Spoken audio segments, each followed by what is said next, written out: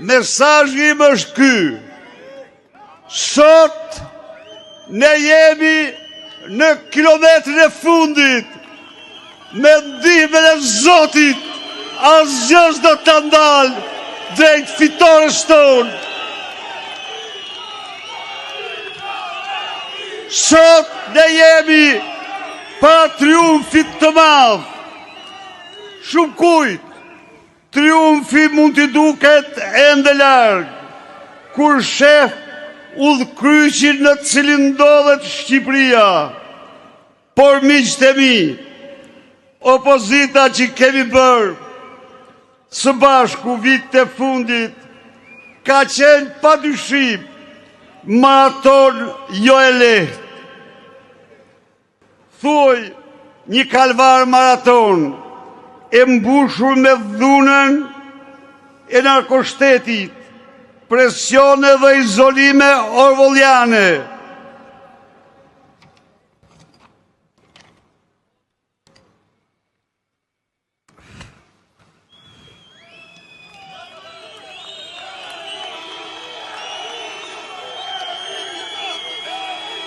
Ndaj presione dhe izolime orwelliane ndaj nesh, por dhe një qëndres stoike, sakrifica të dhimbshme nga ne.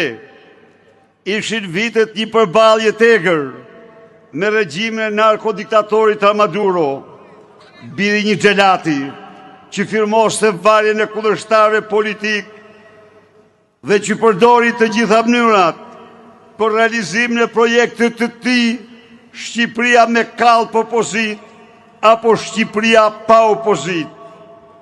Ai bëri gjithçka, përdori burgjet, përdori trillimet, përdori manipulimet, lobimet e korruptuara, por ja ku jemi sot në të fortë se kurrë.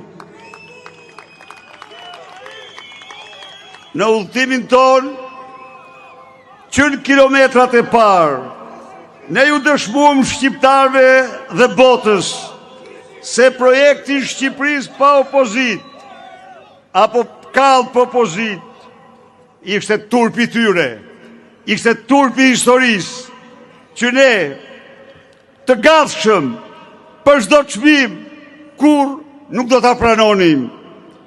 Në këtë udhëtim ne u ngritëm si Feniksi nga hidhi, dhe nga izolimi me i thellë, arritëm në kilometrin e fundit, si forca politike me mbështetur nga shqiptarët dhe partit si motra në mbar botën.